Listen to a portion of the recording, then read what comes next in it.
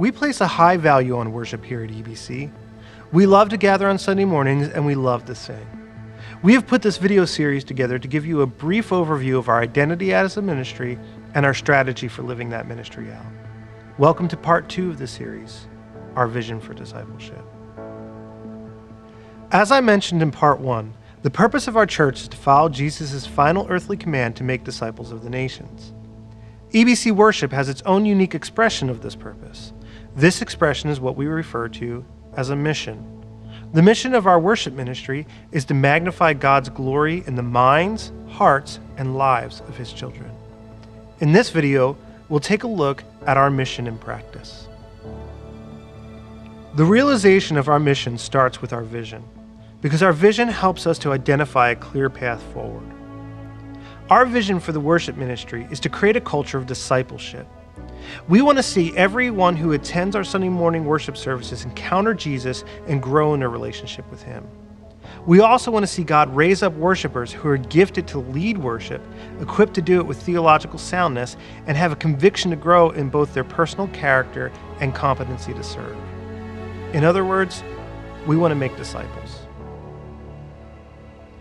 If you're 2 miles ahead of everyone else, then you're not leading, you're just taking a walk. Aaron Keyes.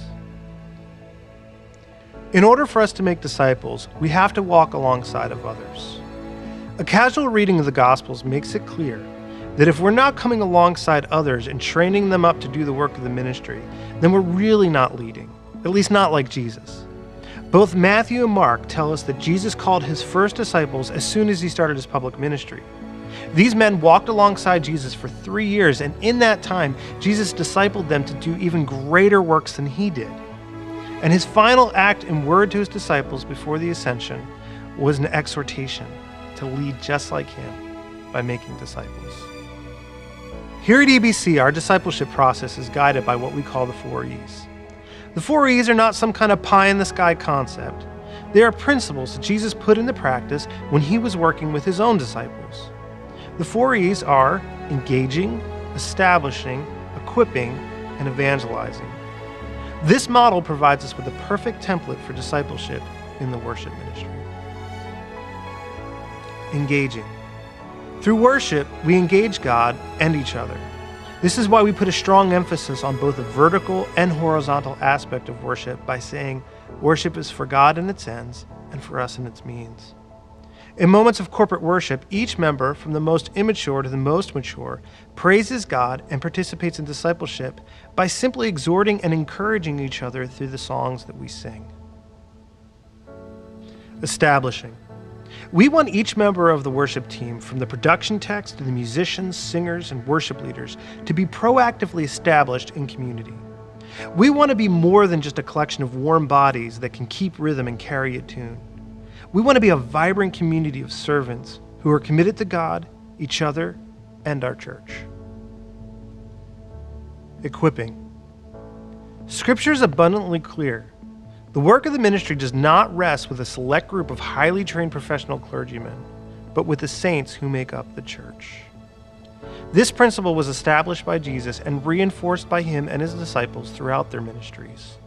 For dynamic and fruitful ministry to take place, we must actively engage in discipleship by equipping the saints for the work of the ministry, challenging each one of them to grow in their personal character and their competency to serve. Evangelizing. In Psalm 96, 2-3, we're given this exhortation: sing to the Lord, bless His name, tell of His salvation from day to day, declare His glory among the nations, His marvelous works among all the peoples. This psalm, and many like it, demonstrate that evangelism flows from worship.